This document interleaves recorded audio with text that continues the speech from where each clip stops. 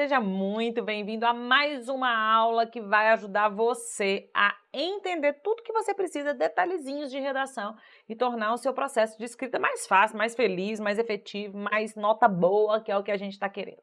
Então, se você está em busca de 90 a mais, 90% mais nas suas redações, aí você está no lugar certo. E sou eu, Carla Gomes, quem vai te ajudar a fazer isso. Aqui estão as minhas redes sociais, para mandar aquela dúvida, mandar aquela pergunta, ir lá se divertir, passear, sei lá, vai lá passear comigo.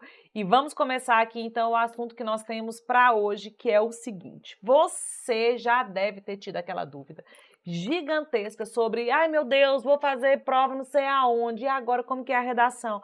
Oh meu Deus, a minha prova agora é em tal lugar, o que que eu vou fazer na redação? Sempre parece que o que você tem que escrever em cada banca, né, para cada redação é uma coisa diferente, é um mundo diferente. Como se tudo que você já aprendeu de redação fosse jogado no lixo quando você decide fazer uma outra prova. Não é assim. Eu estou aqui hoje para te contar o que de verdade acontece quando você tem uma redação numa banca e vai ter que fazer a redação de outra banca. Vamos começar aqui com o clássico do Enem, né? A instrução clássica do Enem, que inclusive se repete em todos os anos. Você pode usá-la mesmo para entender aqui o que eu tenho para te dizer. A partir da leitura dos textos motivadores e com base nos conhecimentos construídos ao longo da sua formação, redija um texto dissertativo argumentativo, foco nessa informação aqui, em modalidade escrita, sobre o tema, tá aí o tema, apresentando proposta de intervenção que respeite os direitos humanos. Tá vendo só? Então aqui a gente já sabe, porque o Enem é uma prova muito popular, que esse texto tem aproximadamente 30 linhas, né? Ele tem que ser um texto feito em aproximadamente 30 linhas. E ele deixa claro que o gênero textual que você deve escrever aqui é um texto dissertativo argumentativo e te diz que esse texto tem que apresentar uma proposta de intervenção. Isso está escrito aqui na instrução da prova. Também te fala que você tem que tomar como base os conhecimentos construídos ao longo da sua formação, tá vendo? Com base nos conhecimentos construídos ao longo da sua formação, fazendo aqui repertório, fazendo aqui uma menção muito discretinha a necessidade de você usar um contexto, um repertório, uma informação que esteja além dos textos motivadores que também estão considerados aqui na leitura, tá vendo? Então, na prova do Enem, essas são as instruções que você tem. Quando você chega, por exemplo, na prova da Unimontes, né, que é da banca da Cotec, Cotepes, olha só o modelo de instrução de redação que ela trouxe. Presta atenção aqui então comigo. A partir da leitura dos textos, então isso aqui ficou igual, né, com a banca anterior. Elabore em 20 linhas e agora a gente tem uma diferença, porque no Enem, apesar de não estar escrito nessa instrução, é comum, é divulgada, é pública a redação de 30 linhas. Já nessa banca aqui específica, na prova da Unimontes, né, Cotec, Coteps, são 20 linhas a demanda de escrita. Existem provas em que a redação tem 25 linhas. Existem provas em que a redação tem, sei lá, 35 linhas. E isso você precisa conhecer a informação. Você tem que ter essa informação que estava disponível no edital ou que vai vir escrita aqui na instrução da prova, né, na hora que você pegar ali.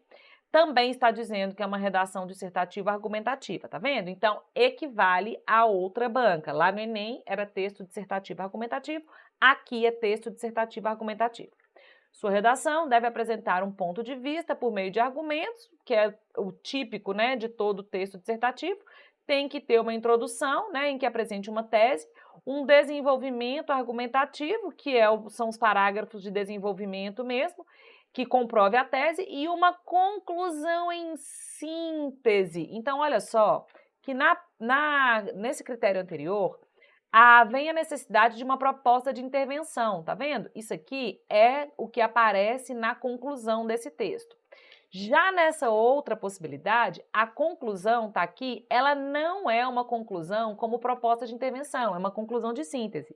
Por isso que lá no meu curso eu apresento todas as possibilidades de você encerrar um texto, porque aí você elimina o desespero na hora que você bate o olho numa instrução como essa, né? Que ao invés de te pedir uma conclusão de proposta de intervenção, que é a mais comum, a mais aceitável, te exige uma conclusão em síntese. Por isso que você tem, né? Tá lá comigo no curso para aprender esse negócio. Mas o que eu quero te dizer é que essa sensação de desespero que bate quando você pensa em fazer uma prova diferente, nossa, agora a banca é Fundep, agora eu vou fazer a prova não sei da onde. Quando você pensa em fazer uma prova diferente e te bate o medo de não saber como que é a redação, eu tenho a verdade para te contar.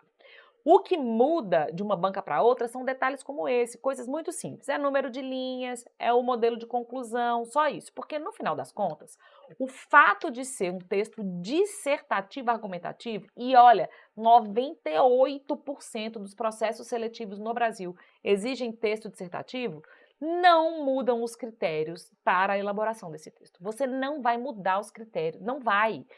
O dia que você aprender a fazer um texto dissertativo argumentativo, você pode escrever um texto dissertativo argumentativo para qualquer prova do Brasil inteiro. O que vai mudar são ajustes que você tem que fazer, como número de linhas, né? Era 30, agora são 20. A conclusão, proposta de intervenção numa, síntese na outra. É isso, porque os critérios do que se faz com o texto dissertativo, isso não muda.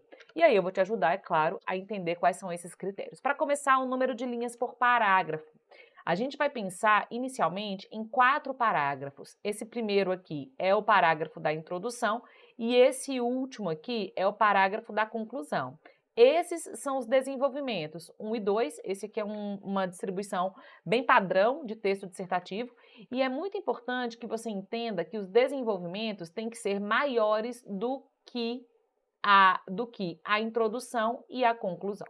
Isso aí é o padrão. Então, se você, por exemplo, quer escrever o desenvolvimento de 8 linhas e o outro também de 8 linhas, eles têm que ser ali mais ou menos harmônicos, você vai ter que colocar uma introdução e uma conclusão de 6 linhas, porque aí você tem um texto que fica bonito, visível, né? Ele fica simétrico.